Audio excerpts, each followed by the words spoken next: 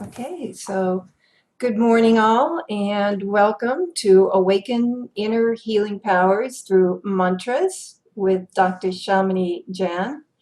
My name's Rade, and I am joined today with my colleague Vladimir Yatsenko, who you should be able to see here.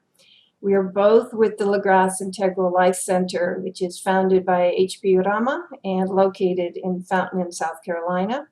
And we are fortunate to have HP joining us for this webinar this morning. So welcome, HP. Good morning. The LaGrasse Center is founded on the Integral Yoga teachings of Sri Aurobindo and his spiritual collaborator, the Mother. And if you'd like to learn more about their teachings and about Integral Yoga, please visit the LaGrasse website. I'll be posting the URL in the chat box shortly. And today we are very, very privileged to have Dr. Shamini Jain with us. She is a clinical psychologist and research scientist and founder and CEO of the Consciousness and Healing Initiative, known as CHI for short. And it's an international collaborative effort between scientists, health practitioners, innovators, educators, and artists. The aim of the organization is to advance the transdisciplinary science and real-world application of both consciousness and healing practices. So before turning it over to Dr. Shamini Jain, just a couple quick Zoom items. As people are coming in today, we are going to be bringing them over as co-hosts. And if all participants could kindly stay muted during the webinar, in order to reduce any background noise. But if you have questions, post them in the chat box, or you can unmute yourself when Shamini pauses for questions or comments, which she will be doing frequently throughout this webinar. And the session will be recorded, is being recorded, and available on the LaGrasse Center website within the next 48 hours if you want to go back and listen to it. So with that short introduction, I'd like to turn it over to our esteemed speaker this morning, Dr. Shamini Jain. Oh, thank you.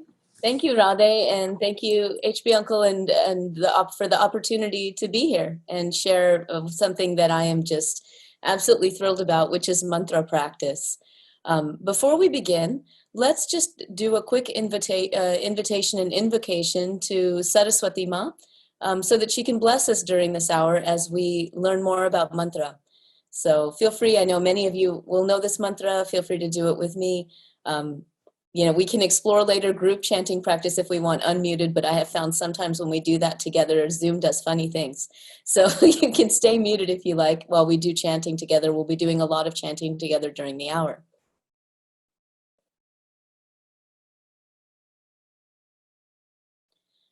Saraswati namastabhyam Varde Kamarupani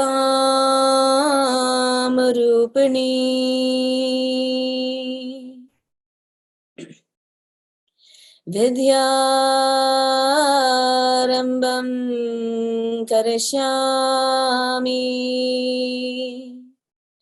Siddhir Bhavatu Me Sada Om Shanti Shanti Shanti.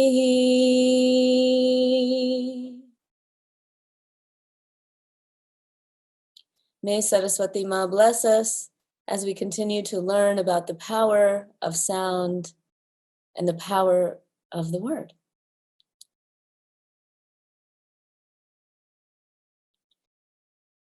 So I'll just give you a little orientation to the hour and what I hope we'll be able to do together.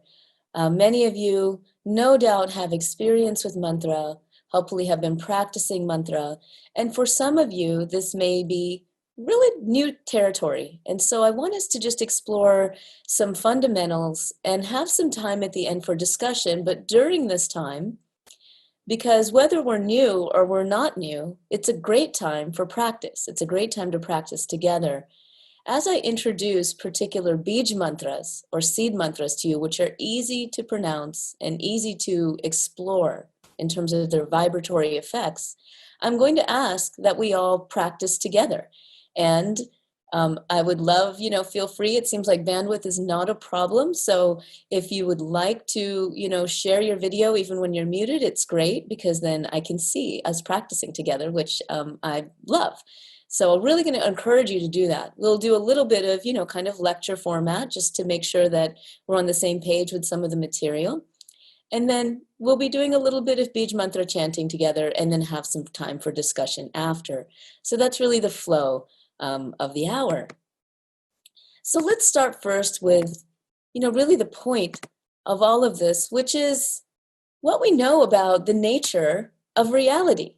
And this is not just from one culture that says, of course, in the Vedic culture, Nada Brahma, the world is sound. And this is true, this is a truism in many different traditions, many different spiritual cultures that have understood deeply. In the beginning was the Word, and the Word was God, for example. You'll see it in every single culture. There is this deep understanding that often feels very esoteric for some people, or, even abstract, that the world itself is vibration. And everything that we experience is a vibration and relates to the world as it fully is in pure, unadulterated, formless consciousness. So formless consciousness has been described by many cultures as being vibratory, as being sound. And in fact, the power of sound itself is what can cause us to bring the world into being, to bring the formless into form. Now, many cultures describe how this happens as well. And in the Ayurvedic traditions, for example, and in the Vedic tradition, we talk about the 5 elements. And so we talk about these as a way of how the formless comes into form. Excuse me while I play with this. I'm trying to look at you and do this at the same time. So we have these different elements that we know kind of comprise our world, right? Our world as we know it, the earth here. And they go in levels of sort of finer subtlety to more dense matter. But yet all of these elements play a role, not only in the formation of our world, but in the formation of our being ourselves. So we are actually comprised of these elements, not just the world out there, but also the world in here. And we know these as Akasha, Vayu, Agni, Jala, Prithvi, or ether, air, fire, water, earth. So this is how consciousness begins to show itself in these forms. There are other additional elements that are discussed, especially when we start exploring mantra, and I'll explain this in a moment, but there are other types of elemental forces that we can contact through our devotional sound making, and these include the forces of the moon, really, the lunar forces, the solar forces, which, obviously relate to the sun, sound itself as a type of energy, the electric nature of energy, and the magnetic nature of energy. So these are all types of vibratory elements and vibratory forces that we can contact and actually bring into our energy field as we engage in devotional sound making. And they serve a purpose. So what does mantra have to do with this? Let me explain a little bit further. First of all, for those who may not be familiar with the word, we might wonder, what does it even mean? And so here's some loose translations of it in English. And just full disclosure, full caveats, I am not a Sanskrit scholar. However, I hear that we have one on board. So people want to get more into the Sanskrit meanings and the pronunciations of some of these words in even more detail. Hopefully we can explore that together as a group. But roughly, we can think of man as the mind and tra as an instrument, sort of a tool. And so when we put these things together, we can think of mantra as a way to transcend what I would call the conditioned mind. So here we're going beyond just our usual conditioned, kind of reaction, movements towards how we respond to things in the world. And we're using mantra as a way to connect with divine consciousness, really as a way of expanding, if you will, beyond just the conditioned mind to hold a larger totality of consciousness as we know it. Now, a couple of other words, in case anyone is not familiar. Bij, which I'll be speaking about today, you see that the A is there, but it's often not actually pronounced bija, although some people will say it that way, means seed. It's really about the seed of our intention. So when we chant, for example, Bij mantras, which we'll be doing today, which are seed mantras, we're doing so with reverence and intention. So that brings us to the word Bhakti. Bhakti is really devotion.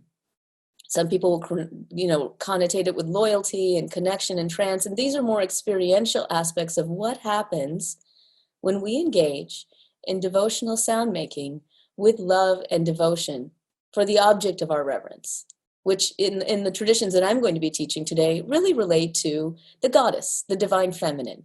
And so what I'm going to be sharing with you today are really what are called Shakti seed mantras, or seed mantras that connect us with different aspects of the divine feminine.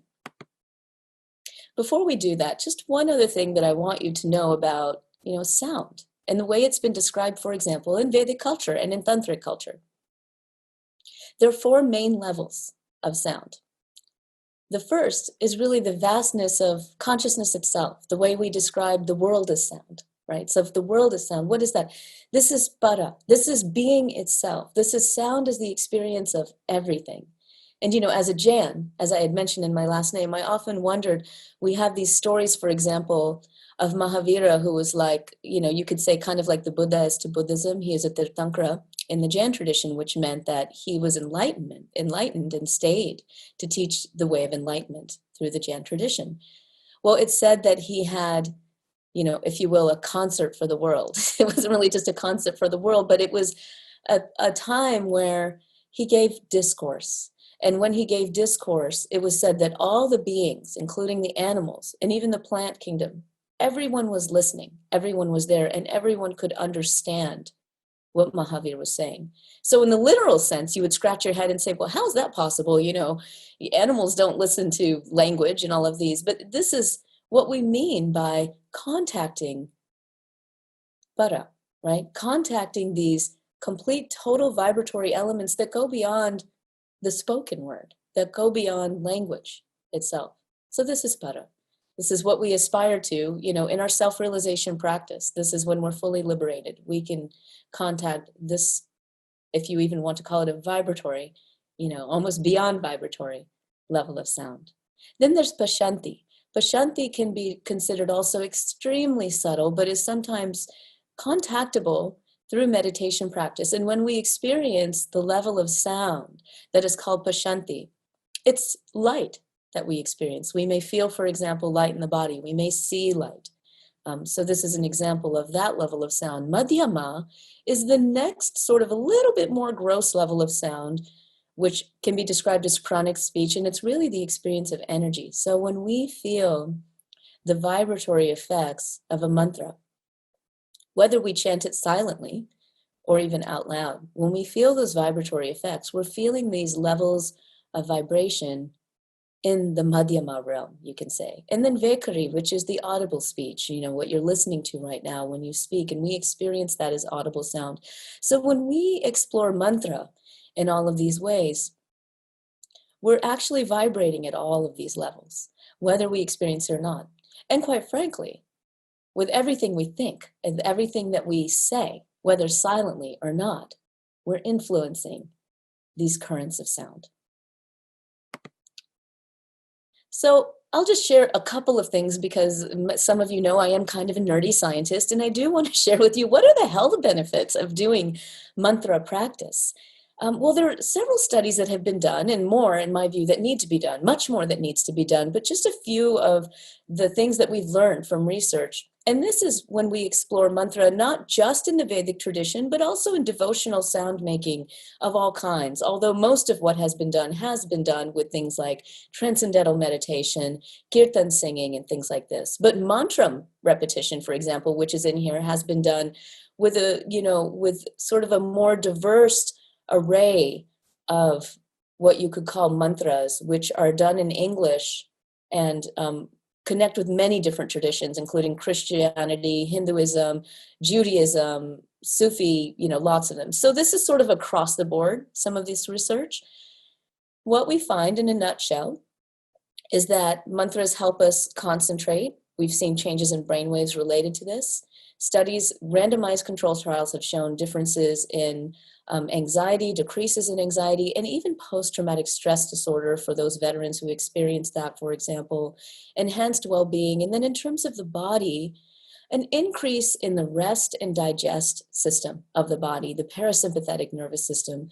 We've even seen changes in telomerase, which is an enzyme related to cell aging. So really powerful effects of mantra when we continue to practice. So how do we do it? Well, many of us have been probably taught. From my perspective, what I would say is the power of mantra is really when we intentionally connect the divine masculine with the divine feminine. And so what does that mean? Here we're really utilizing the vital and the vital force along with the mental so that we are deeply connecting what some of us call our biofield or our energy field with the form of the mantra itself. And so when we unite these two powerfully, we basically, create a deep, deep activation of the mantra in our energy body. And thus it has even stronger effects than it might be if we were just simply contacting it on the mental plane. So now it's time for practice. We're going to go through a few seed mantras here. And the first one is known to probably all of us. Now I'm going to encourage us to have some fun here. We're going to do this maybe potentially a little differently than what you have done it before. So here we're talking about the cosmic universal sound Om. And you'll see that often in longer mantras, we start with Om. And we start with Om really to set really not to set as much as to open the space, to open to the vast consciousness that exists. So that when we do our longer mantra practice, we're really opening to the greater field. And so this is why many of our mantras will start with Om, for example. So I'm going to encourage us to chant each of these 5 times. And when we do, for this particular one, we're going to do it a little differently. We'll use the longer form, Aum, and we're going to really explore deeply Om in the body. So here, when we start, let's focus on making contact with the lower part of our body. So here I'm talking about really the navel or the belly button, down the legs. And when we chant Om here initially, I want you to feel that vibratory element that comes down the legs and just allow for the release and the flow and the groundedness, the connection with nature and the earth to take place. So here we're really, again, directing it very deeply. And let's do it together. I'll stay unmuted. And it's probably, I suppose, best that you stay muted for this. Okay, so here we'll go. We'll do this 3 times.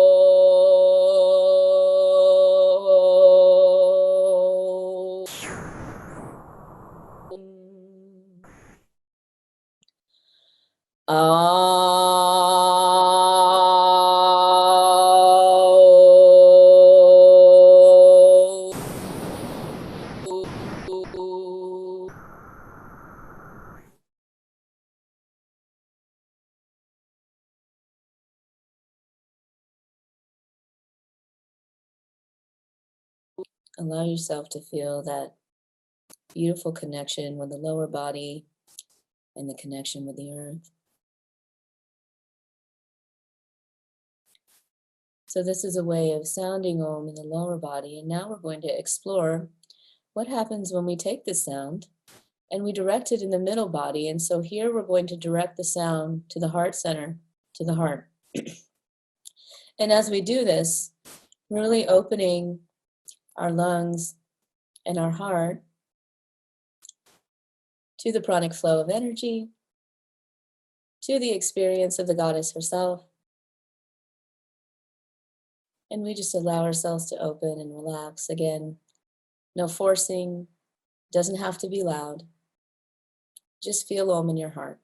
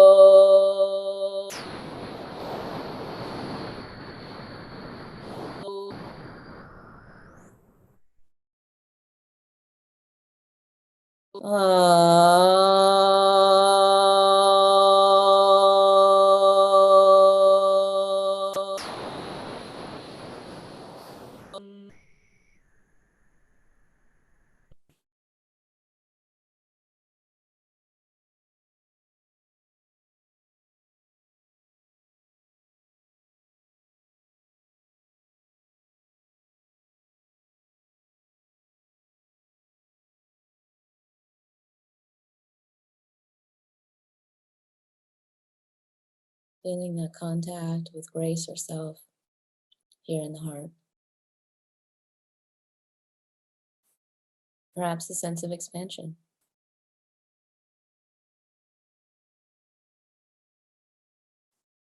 Now we're going to explore sending Om into space and really directing the sound of Om here in the upper part of the body without forcing, without tensing. But for those of you who are familiar, you've done practices like Brahmi and other types of yoga practices where you create sort of this buzzing sound in the head. It's similar. And here we'll just explore what it's like to Om and really tone the sound in the upper body, in the face. You can direct the sound to the nose. You can think about creating kind of an outer space sound with the Om. And you can think of sending it out the crown. Just explore, play, and see what happens as you direct the sound here in the upper body, up the head, and maybe even out the crown. So we'll do this 3 times as well.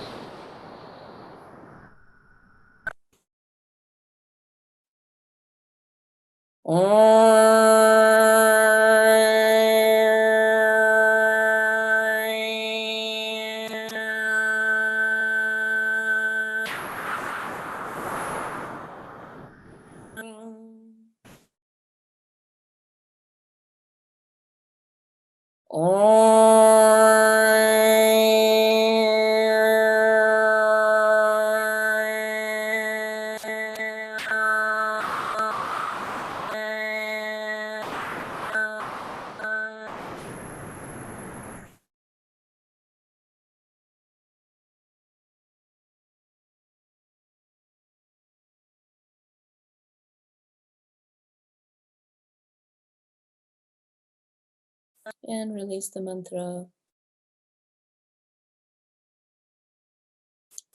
Feeling perhaps the differences and the effects when we direct Om in the body in these different ways. And if this is a practice that you've enjoyed, then it's really one to explore, because as you explore this, of course, you can tone Om in the entire body in this way. You don't have to just focus on the lower and then the middle and the upper, but it's nice sometimes to have that experience, to feel how the chakras respond when we tone Om in this way. And then as we continue to do it, we can explore what it feels like in the entire body, and then also where we intend to open or send our energies. So just a fun practice to share there. Now we'll move to some of the other Shakti seed mantras. So many of you are probably familiar with Aim or Aim. Again, different traditions pronounce this slightly differently in my experience. So Some almost pronounce it as aim, as if you're taking aim, and it's sort of E-I-M. Others will pronounce it more like aim. Okay. This particular Shakti seed mantra is connected with Saraswati Ma herself, of course, as probably all of us here know, the goddess of wisdom, the goddess of the arts, the goddess of music, because there was never any separation between the arts and sciences, and Saraswati Ma, of course, embodies this. This is sound energy itself. So it's sound energy itself. And often when we see these longer mantras, again, we often start with Om and then we see Aim follow it. And one of the reasons for that is, of course, invoking Saraswati Ma and her grace as we do the mantras, but also from a vibratory point of view, it is an opportunity to direct our focus and our intention with sound itself as the director. So this is why often we will see Aim connected with the longer mantras and second after Om. So let's just explore how this feels in our bodies. Let's chant Aim 3 times. And also, Radhe, I just realized that I cannot see the time. So if you want to kind of let me know how I'm doing time-wise with the chat window, just feel free, or you can just jump in. Yeah, it's at about 10:27. Okay, great. So we're about halfway through. So we'll go through some of these more quickly to make sure we have time for questions. But again, I want us to practice. So let's just practice chanting Aim 3 times together. And I will do it the way that I have learned it. And if your pronunciation is slightly different, please feel free to do it the way that feels comfortable for you. So here I recommend, and of course, if you've learned differently, do it differently. But here I would recommend focusing the sound Aim on the third eye, right here. Aim.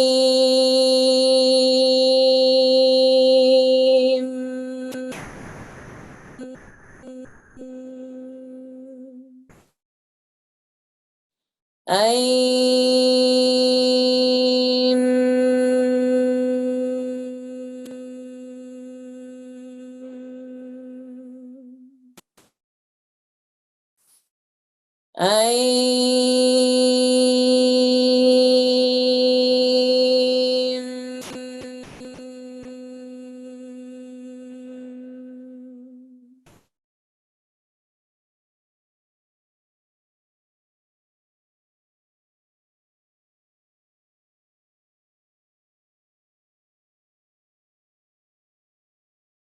Now you may feel this vibrate in other areas, the tongue, for example, the nose, different areas, but you can play with this. And as you explore this understanding that Aim relates to the vibratory nature of sound itself, it's great to explore how you feel that in your body and your energy field.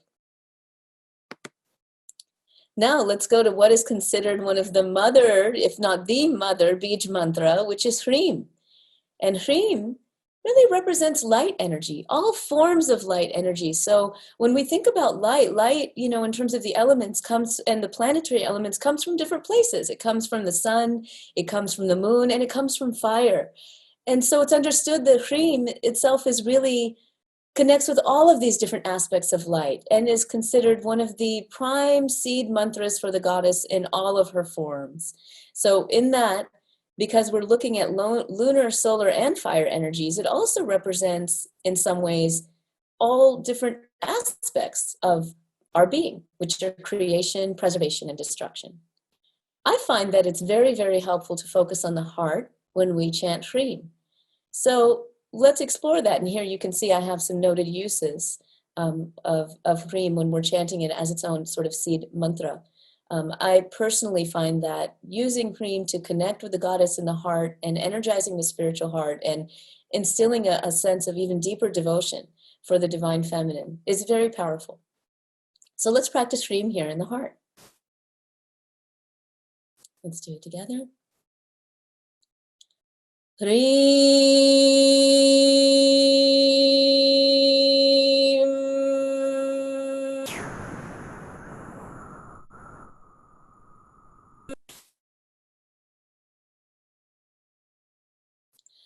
Hreem.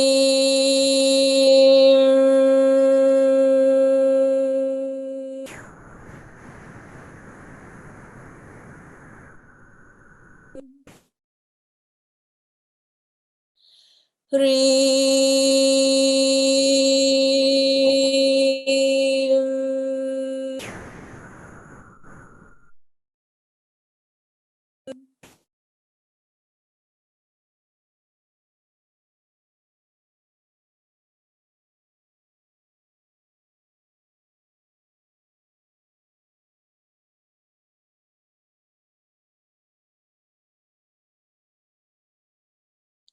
Just a note as we go through these, you'll often hear these seed mantras are not necessarily held in a long way, the way we're doing here.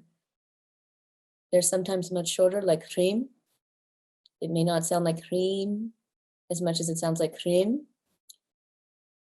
Again, depends on the context, I think, of how you're using the seed mantra. And when you're chanting the beach mantra in this way, I find it helpful sometimes to elongate the vowel a bit to really feel that vibratory effect. But again, do what resonates with you in your practice. Let's explore Shreem.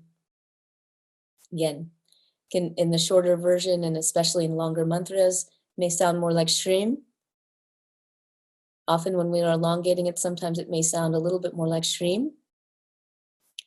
This relates to Lakshmi Ma and relates to the lunar energy and to some degree also watery energy because, of course, the lunar energies and the watery energies are very connected. This is the prime seed mantra for Lakshmi Ma, and from my view, which is again not necessarily conventional, you can explore vibrating Shreem in different parts of your body in different chakras. And so I would encourage you, if you want to sort of connect more with these vibratory energies, connect with Lakshmi Ma herself, for just the experience of her, right? And the experience of abundance in all of its forms, for cooling the body, for cooling the mind, for cultivating an even deeper sense of radiance that she provides to us. You can explore what it's like for you to vibrate Shreem in different parts of your body and your chakras. So let's explore this for ourselves.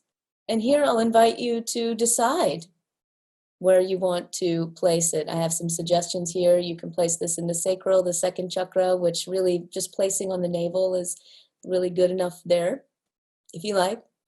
The heart or the crown, as we invoke her and her grace.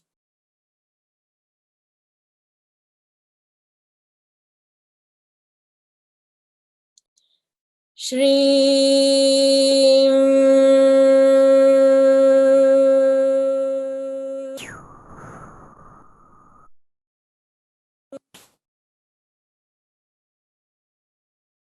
Shri.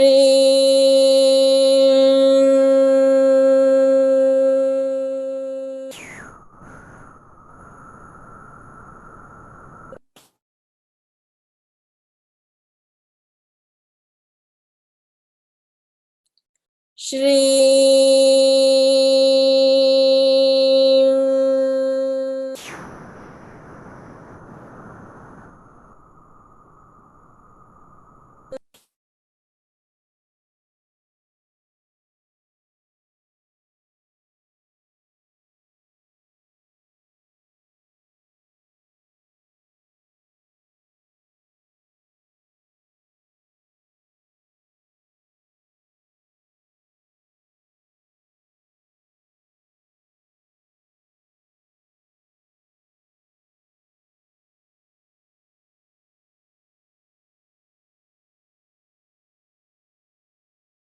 Perhaps you felt the shift in the vibration there, one that is more cooling, more watery. As we continue to practice these, we really, if you haven't felt this before, as really a vibratory experience of these elements, you certainly will. Let's explore now another very, very powerful Shakti seed mantra, which is Cream. Cream is most strongly associated with Kali Ma, and here you see the depiction of Mahakali, the most benevolent form of Kali Ma, who, again, in my view, is probably one of the most misunderstood of the Vedic and Tantric goddesses. This is a powerful mantra, and it's most connected with lightning energy, you can say the swift action. And of course, Kalima herself is also associated with prana, or the air energy, but because of her swift, sort of lightning fast action, she also embodies qualities of light and qualities of water. So cream itself is really connected with that sort of lightning energy. And you can think about that as, you know, the really powerful transformer, the really powerful transforming energy. And so, you know, she will often, the cream will often show up in those types of mantras. For example, a very popular mantra for Kalima herself is Cream Hum Hreem, right? And you can see how these particular seed mantras kind of come together in reverence for Kalima. So it's not always that each mantra, seed mantra, only is connected with a particular goddess, but in this particular case, Cream is very much connected with Kalima. And so you can see how it's very powerful and clearing. I find that when I practice Cream, especially in the heart too, it's a very powerful clearer of energy. So if I'm holding on to something, or I have grief that I can't resolve, or some sort of funky stuck feeling here in the heart, or the high heart, the spiritual heart, when I chant Cream, whether out loud or silently, it can be very powerful. It moves things around in the body. And sometimes, by the way, we can experience this. We will experience it as energy. Some people may even experience it as gas pain, because again, prana, this is where prana is coming into the body. And so, and Kalima herself connected with prana as she moves things in the body and they clear them. Sometimes we may feel that. I do, you know, advise that if we are experiencing significant heart conditions or things like that, we really want to explore, you know, diving into this mantra with care. It may not be one that is suitable for all people, but if this resonates with you, then we will practice it 3 times in the heart, because I want you to experience what the difference in the vibration is here in the heart. For example, when we say cream and we recite cream in the heart versus cream, how it feels. So let's practice together 3 times. Cream.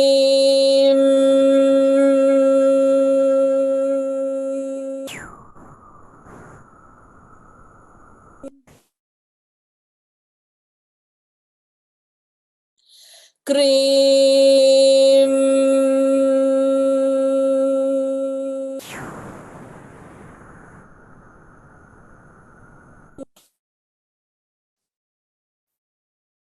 Cream.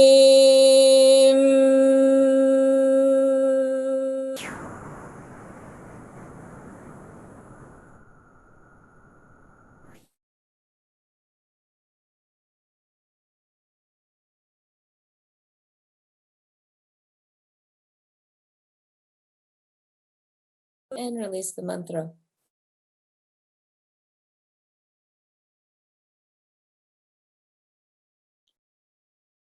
So here, particularly as we continue to practice, we'll notice the difference in the vibration of Cream, for example. And if you were to practice something like Cream Hum Hreem, as you do that, you're really placing all of your attention and awareness again in the heart area, and you'll feel the shifts in the vibration. For example, when you say those 3 syllables, how the vibratory effects are different, and how they show up in your energy field, and how they help you to contact these aspects of the divine and the mother. Now let's explore Kleem. Kleem is another very, very well-known mantra that shows up in many different mantras, but of course is also its own Shakti seed mantra. And here we're really connecting with the magnetic energies of the universe, which are comprised, you can say, of both water, lunar, and solar forces. And you will see Kleem show up in many different mantras, both for Tripura Sundari, who is one of the 10 Mahavidyas or wisdom goddesses, but also with Kalima, for example, in Chamunda mantra. You will see that Kleem is there, not Cream, for example. We can explore that more if you like. So, for example, for Tripura Sundari's mantra, a very popular one is Aim Kleem Sa. And when we chant that, we're really focusing on the crown and bringing energy into the body. And when we chant for Kalima, the Chamunda mantra, you know, then we're focusing on a different place. But here we're really working with the magnetic energies of the universe. And so there are different ways that we might choose to explore this seed mantra for different worldly purposes. but also for self-realization purposes. So here, let's practice chanting Klim, opening the crown. And if you are connected with, particular goddess or Tripura Sundari, for example, I'll invite you, of course, with any of these seed mantras to bring to mind whether it's the yantra form, whether it's the depiction of the goddess herself in your vision, or simply focus on the sound, whatever feels resonant with you. But let's place Klim now in our crown as we chant together.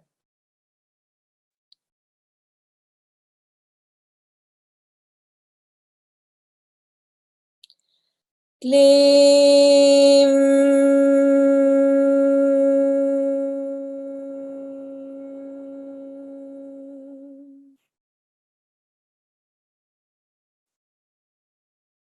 Klim.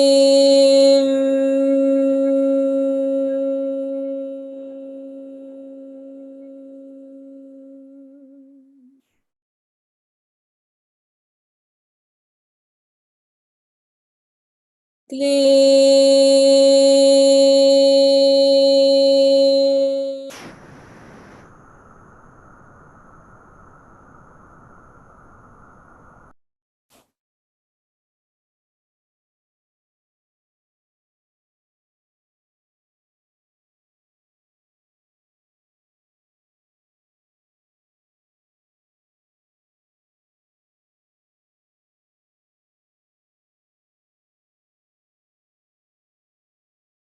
And release the mantra. Notice the difference in vibration here.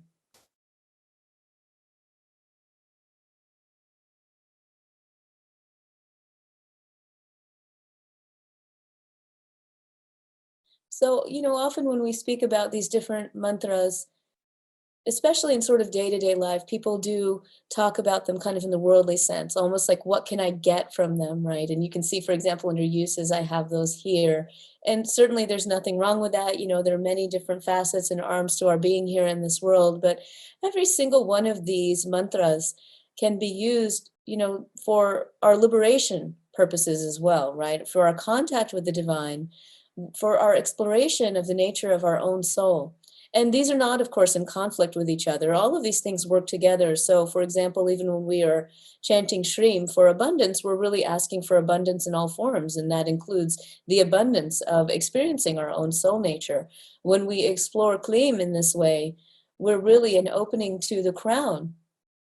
We're, of course, experiencing the magnetic flow of energy through our energy field in our bodies, which ends up influencing the world around us. It can make us feel kind of more of an attractive force in many different ways, meaning that people, experiences, different things will be attracted to us by using and connecting with this divine force. But it is also a way that we are connecting with really the divine aspects of the goddess herself. And this is described, of course, as Soma, the nectar of the divine. So Klim really helps connect us with that divine energy which comes down into the crown and nourishes every cell of our body, right? And allows us to deepen our spiritual practice and our connection again with all that is.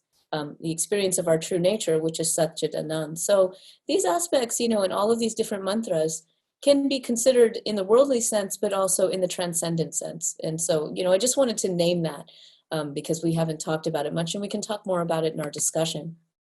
So let's do the last one, which again, here the English phonetic translation is a bit incomplete, and Vladimir, of course, can probably speak more to this from the Sanskrit point of view. When we see HUM here in this way, it can sometimes be pronounced more like hum and more like whom. Both of these particular seed mantras often connect with the fiery aspects of the goddess and sometimes with the divine masculine himself, like in the case of Shiva, for example, Rudra. So these particular seed mantras are said to be powerful to help protect us from negativity, but they're also, you can think about it as sort of, again, the expansion of light in our bodies as well. Having said that, it is often advised that we use these particular seed mantras with care. And of course, our intention is everything, right? These are bij mantras. So these are seed mantras again. How we use them is really very much dependent on our intentions. Our intentions shape reality. And so when we're deeply marrying our intention, for example, let's say our intention is to experience the divine and devotion. When we chant any of these in this way, any of these seed mantras, that is, our experience is going to be different than when we chant them for a particular worldly gain or interactive effect. Having said that, hum and hum can be very, very powerful for stimulating fire in our bodies, including things like digestion. So these are things that you can explore in your body. And let's just explore this last seed mantra before we get into discussion. Let's explore it as hum and place it here in the heart. Again, I will suggest that we place it here in the heart with potentially the intention of stimulating our divine fire. Okay.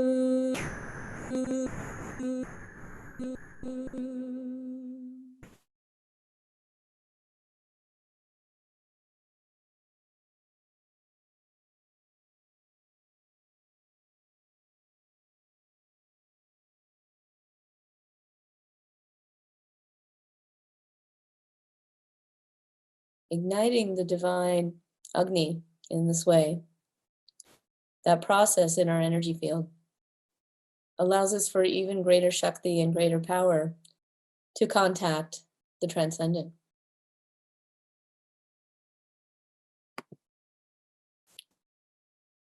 So this sort of gets into, some of what we talked about just a minute ago, which is when would I chant, these different seed mantras? And so you can see, for example, in the worldly sense, what is it that you desire? What is it that you need help with? What vibratory energies do you need to contact and bring into your vibratory field in order to foster harmony in yourself and in the world? And so when we explore which seed mantras we want to interchange with, to connect with, we can ask ourselves these questions before we even begin. And I often do this before my practice, before I decide which mantra I'm going to chant to and where I'm going to place my devotion in a particular day. And, so I will kind of examine, where are we in the world? Where am I today? Where is my family? These sorts of things. And then I will pray for, particular vibratory elements and the divine feminine to come in and aid me or us in that process. And this is a reason why, for example, we have spiritual teachers right now that feel that, paying reverence to Mahakali in her forms as the benevolent, powerful goddess is extremely powerful for reducing suffering and reducing disease at this moment. So Shri Shakti Narayani Amma, who I've had the pleasure of having connection with, for example, who is in Tamil Nadu, has been sharing a particular mantra, which we can talk about later if people are interested, for clearing coronavirus, right? So this is just to say, there are so many ways to experience the divine feminine, to experience the feminine as energy and Shakti in our bodies. And when we use these mantras in this way, we really get a wonderful, wonderful felt sense of her. And of course, for me, the purpose of it all is really that unification of what we call the divine feminine, the divine masculine of Shiva with Shakti, for complete and total realization of ourselves as human beings on this planet, as existing on this planet, to fully realize ourselves as transcendent beings and create the world that we want to see. And so I find that working with these Shakti mantras are a very, very supportive way of doing so. So with that, if you want to contact me, please feel free. I think many of us know each other already, many different ways. I do have a nonprofit as well that is called the Consciousness and Healing Initiative, hence the chi here.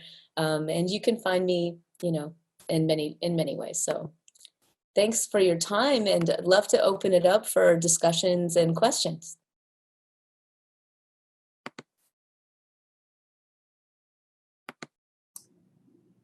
So we do have a question from Teresa in the chat box that she's very interested in learning the CV mantra, COVID mantra. Sure. Okay, it's very easy. And I can share it too in an email or something, Radhe, if you want. We can send it to the group or however you see fit. So it's very simple.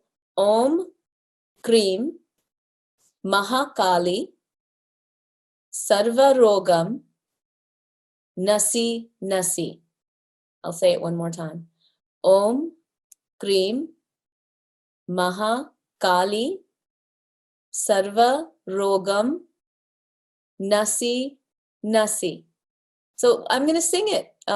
This is just the way I do it. A lot of people ask, do you have to do it this way? No, make your own song. Okay. And actually now I think this was one that was given by Sri Shakti Narayani Amma. I will send also a link to a wonderful discourse he had on coronavirus and the role of Kalima in helping us to reduce this suffering. But now actually someone has shared this with some of the well-known sort of, you can say, European-based kirtan groups like Krishna Das and Deva Pramal and all of this. So they have actually created a beautiful little, in their own tradition, you can say, song with this particular mantra as well. So it's going to be very different from the way I do it, but explore. So let's just do it together. If you wrote it down or if you want to just follow, let's just, maybe we even close out with this or we can do more questions. Let's do this 5 times. Om Krim Mahakali Sarvarogam Nasi Nasi. Om Krim Mahakali Sarvarogam Nasi Nasi. Om Krim Mahakali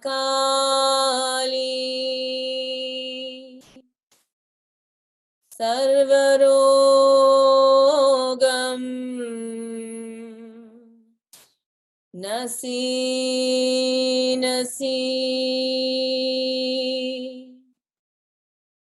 Om Krim Mahakali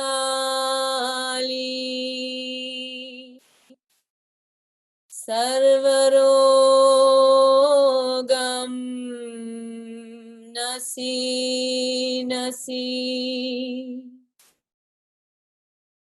Om Krim Mahakali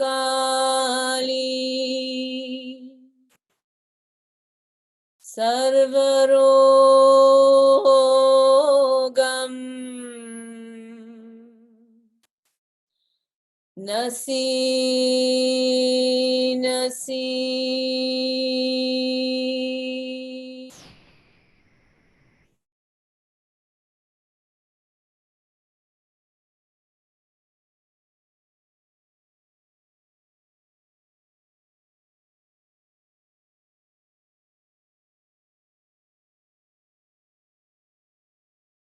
May all beings be free from suffering.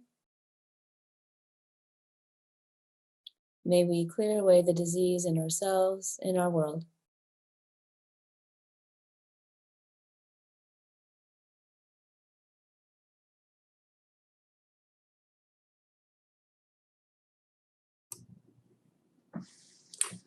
Thank you, Shamini, very much. I don't know if there's any other questions. We do still have a few more minutes if anybody would like to open their mic and ask.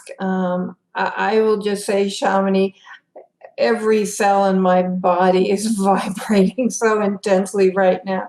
It's amazing how powerful these mantras are, even if you're just listening to it, if you're not repeating them yourselves. So I really, really appreciate it and have a renewed respect for these bija mantras. A question I did have is, being a researcher and a scientist yourself, I'm wondering if you have done or known of anyone that has done research on the kind of global impact, very specifically being able to measure in some sort of controlled environment that these mantras might have on crime or more subjective senses like happiness, peace, etc. Thank you. It's really a wonderful question. And the group that's really done the most with this, and it does relate to mantra actually, it's usually described more in the form of just meditation research itself, was really done by the groups with TM, right? So the TM Siddhi group, and decades really of research where Maharishi Mahesh Yogi had kind of a really very mathematical formula for, how he thought this worked. And so he thought there needed to be a certain number of critical mass of experienced practitioners who would recite a particular mantra together. And they demonstrated effects on things like crime in particular areas, on other different types of social outcomes as well.